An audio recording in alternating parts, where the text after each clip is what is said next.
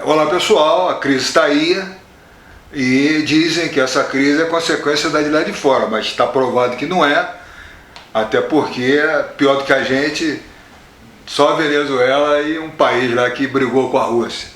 Então a coisa está muito feia, é uma crise moral, ética, política, jurídica, tudo, né? Bom, e aí? Aí o Moro, né, falou, vem cá pessoal, nós não estamos aproveitando essa oportunidade única que a Lava Jato está dando de nós nos reinventar. Nós não podemos seguir o exemplo da Itália, né, que teve uma Lava Jato e elegeu um bufão e a situação piorou muito. E aqui nós estamos entrando no impeachment.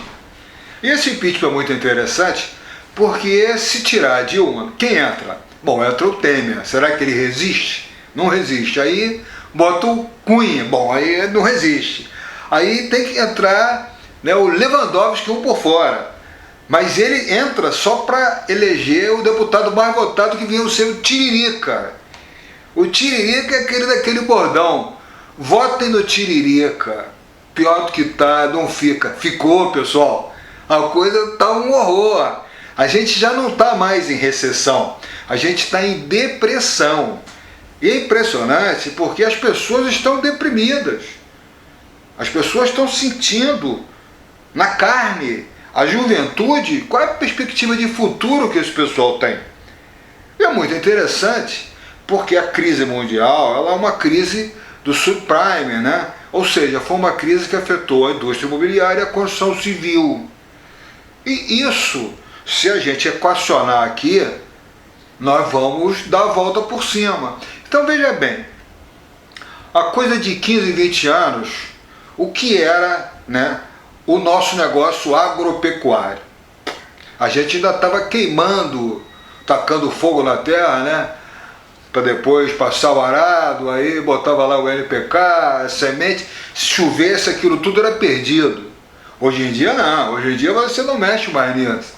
Você tem que deixar, né, porque aquilo ali é que torna o solo rico. Então há uma mudança de concepção espetacular. Hoje em dia a gente já tem um dos maiores aproveitamentos do mundo em cima do mesmo pedaço de terra. Em 10, 15 anos isso aumentou a produtividade excepcionalmente. Hoje em dia determinados lugares já não trabalham mais com agrotóxico, já entra com a biotecnologia. Então o Brasil evoluiu muito. Aliás, o Brasil, em termos mundiais, o que a gente tem? Só as nossas vocações naturais que funcionam, que é o agropecuário, e que é a extração mineral, ponto. E nós temos uma outra indústria, que é a indústria do turismo, mas que ninguém entende o que é a indústria do turismo. Tem país que tem 5 a 10% do PIB ligado ao turismo, tem país que tem 99% ligado ao turismo. É interessante isso. Agora olha só, para vocês entenderem melhor a coisa, vamos nos números. O agropecuário, que é o maior negócio brasileiro, que é uma coisa que vai do Oiapoque ao Chuí, dimensões continentais, um espetáculo, bom, isso vai render 483 bilhões e 400 milhões em 2015, ponto. Uma cidade só no mundo, chamada Nova York, só a indústria do turismo lá, bom, eles faturam muito mais, faturam acima de 530 bilhões. Ainda mais com esse dólar maluco. Vocês terem uma ideia de como é que a coisa é interessante, por exemplo, a França. A França é do tamanho de uma Bahia. A Bahia tem aquele trecho lá que é Manitoba, o Baía de Bahia. Muito bem, ali você tem algodão, você tem couro, né? Você tem tudo, mas você não tem uma fábrica, você não tem o design, você não tem a indústria da moda. Já a França, que não produz nada disso, ela tem a indústria da moda. Então os números só na moda, na França, a bobagem, né? São 217 bilhões de euros, dá quase 1 trilhão de reais. Então, por exemplo, hoje, se entrasse um governo fabuloso com ideias revolucionárias, como, né, que ele iria ancorar esse desenvolvimento econômico? Porque economia tem desse problema, você precisa de uma âncora. É que nem um shopping center. Você faz o shopping, você bota lojas âncoras, porque aí a coisa começa a funcionar. Se você botar só loja pequenininha, pode não dar certo.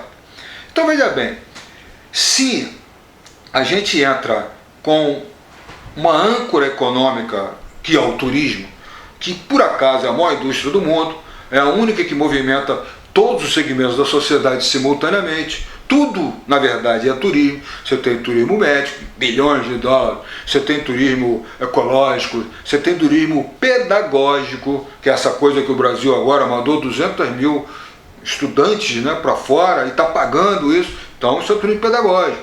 Então, você tem N tipos de turismo. E as pessoas não sabem, não conhecem, não entendem. Para você entender melhor como é que a coisa funciona, aquele trabalhador que limpa um hotel em Cancún, no México, ele ganha uma merreca. Já o cara que limpa um hotel em Barcelona, na Espanha, por exemplo, ele recebe um salário digno. Ele tem direito a uma vida confortável. Por quê? Porque a economia, ela gira da seguinte forma. Isso desde que o mundo é mundo. Você tem que ter um salário. Esse salário, ele tem que pagar tudo que você precisa, mas tem que ter um excedente. Por quê? Porque esse excedente é que vai gerar novos empregos, que é o supérfluo. Então, hoje em dia aqui no Brasil, por exemplo, você recebe um salário que mal dá para você sobreviver. Você não consegue nem sair da casa da sua mãe. Você é obrigado a morar com a sua mãe. Então o que acontece? A economia não anda. Hoje está todo mundo endividado até a alma. E qual é a perspectiva da gente chegar, por exemplo, a um mercado comum europeu? 100 anos, 200 anos, esquece. Agora, se você entrar, né, com um planejamento, aliás, é muito interessante essa coisa do planejamento, que vários lugares do mundo que tinham problemas iguais ou piores que os nossos, eles se reinventaram exatamente através de um planejamento. Olha a Vale do Rio Doce, olha a Companhia Siderúrgica Nacional, era um horror. Tiraram os políticos, entrou um planejamento privado, o negócio melhorou muito. Então é interessante porque o planejamento, quando você está com um problema, você tem que entrar com o planejamento. E o Brasil hoje está no fundo do poço chegando. Então você tem que entrar com o tal do planejamento. Mas o planejamento ele tem que ter a âncora. Então você usa a âncora turismo. Por quê? Diferentemente do que ocorre hoje, porque é muito engraçado que esses economistas, eles são uma coisa, uma sumidade.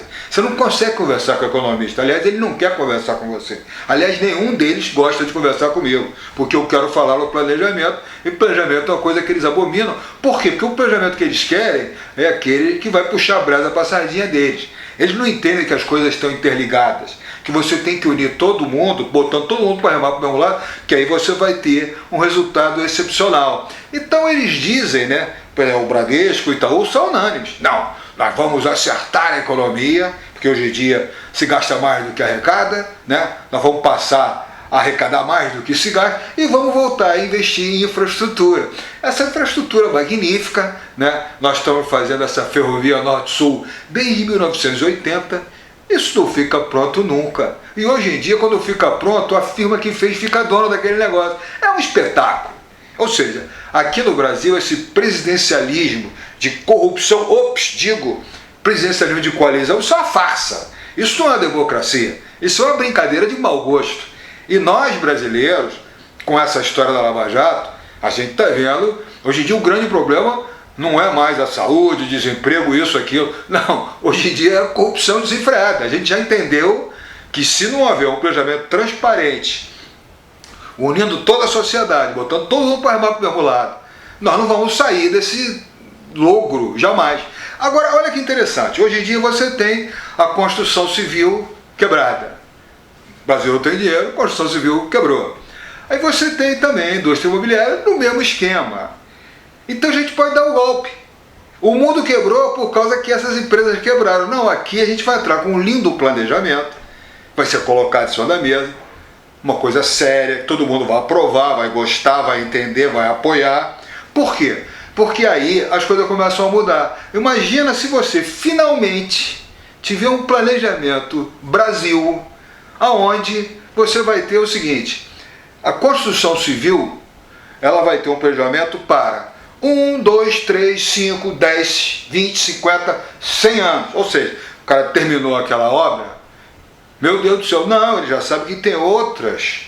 Assim como é em Nova York, assim como é em Singapura, assim como é em Barcelona, assim como é nos lugares que são sérios, onde as coisas funcionam. Porque planejamento é isso, né?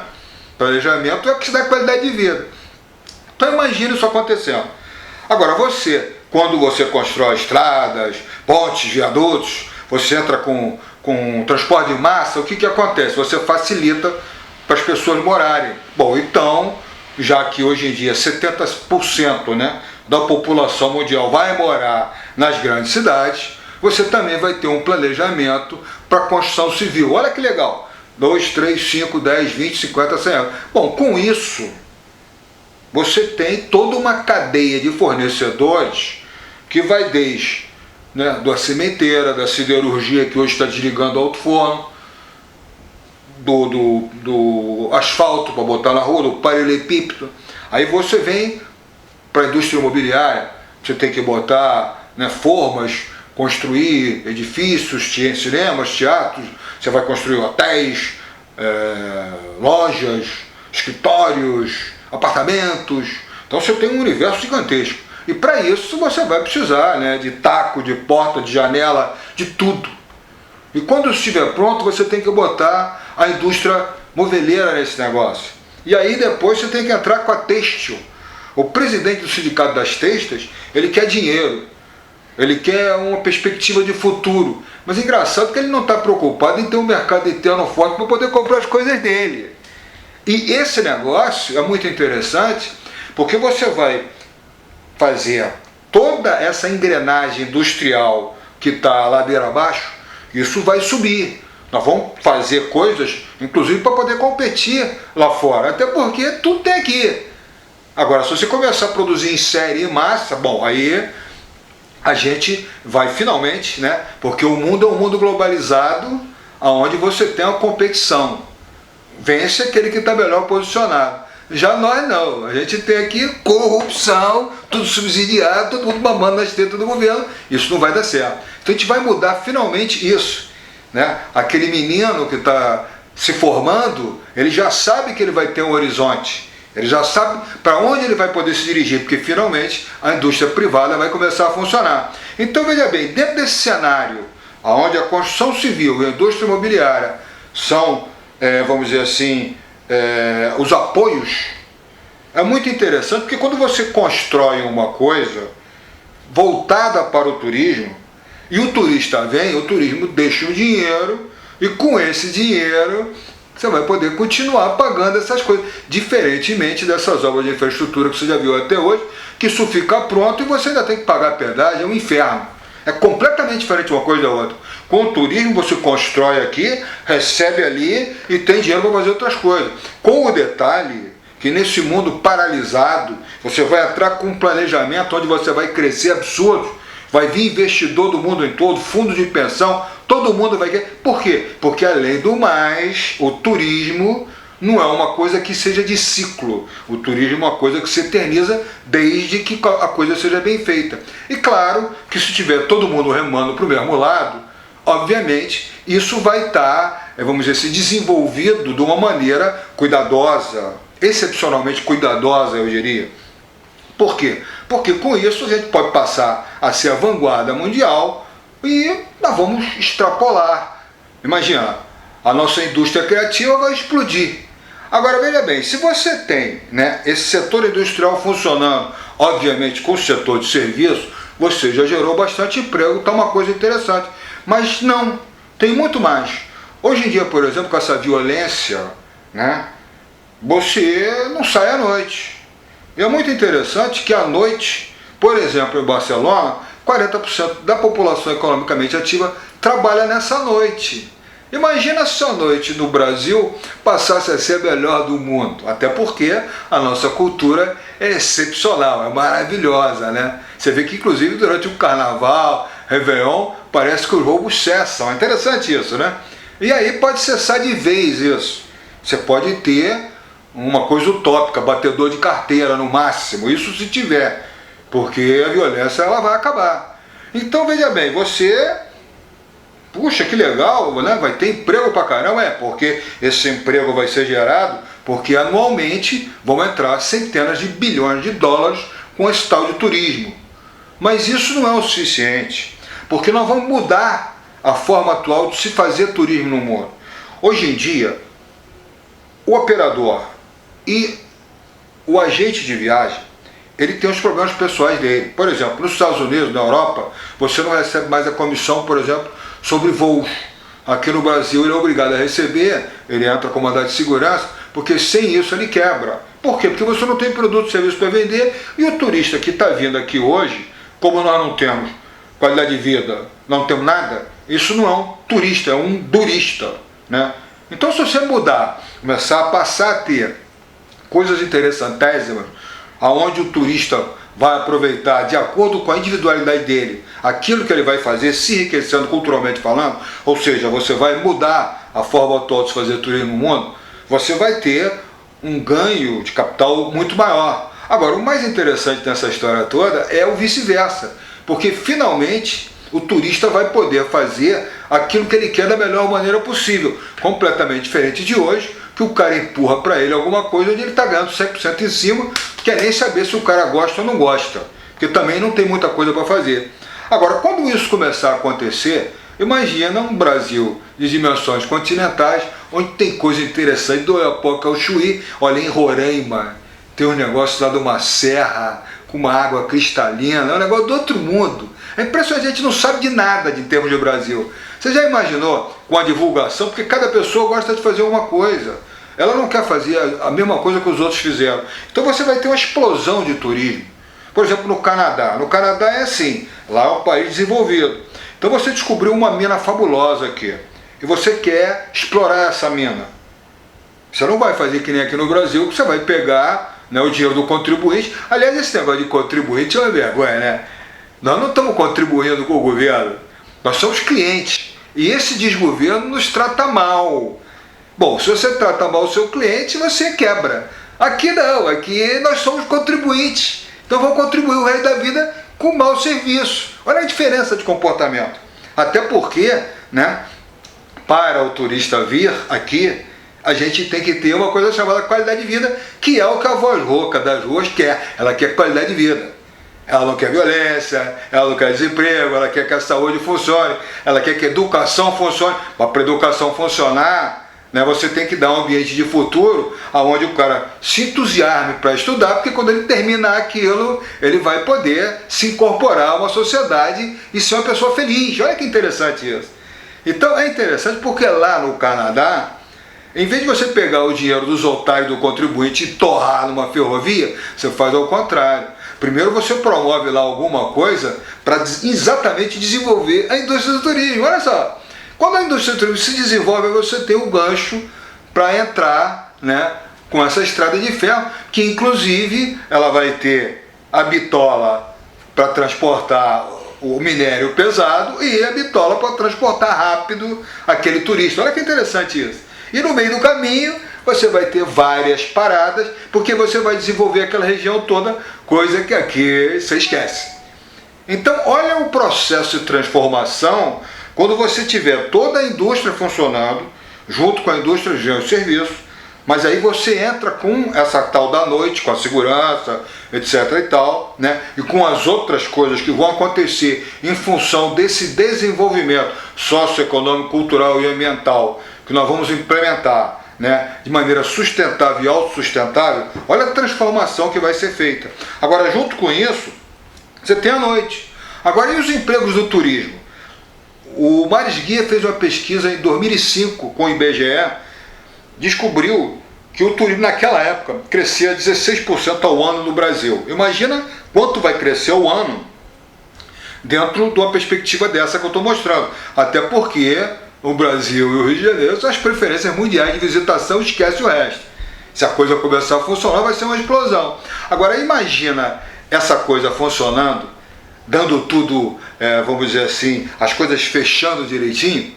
O que não vai acontecer em termos de geração de emprego com a indústria do turismo? Nós vamos precisar, desde aeroportos, né, a Embraer, por exemplo, vai passar a fabricar, né, todos os aviões que nós precisamos. O álcool, por exemplo, que hoje em dia é um problema, essas usinas que estão quebrando, não, essas usinas vão passar a produzir um álcool aditivado para substituir o querosene de aviação, como já acontece hoje em dia, né, lá em Pernambuco, que você vai de Recife para Fernando de Noronha e você economiza na poluição 85%, porque você está queimando um combustível que não polui. Então você já imaginou tudo isso acontecendo? Porque se eu for ficar aqui falando, tudo vai ter um upgrade fantástico em função da indústria do turismo. Então olha que interessante, se a gente começa a discutir isso, se une para todo mundo remar para o mesmo lado, e ao invés de a gente fazer esse impeachment, a gente exatamente ter um planejamento, que aí quando vier aquele político para assumir isso, né, ele já não é mais um político, ele é um estadista.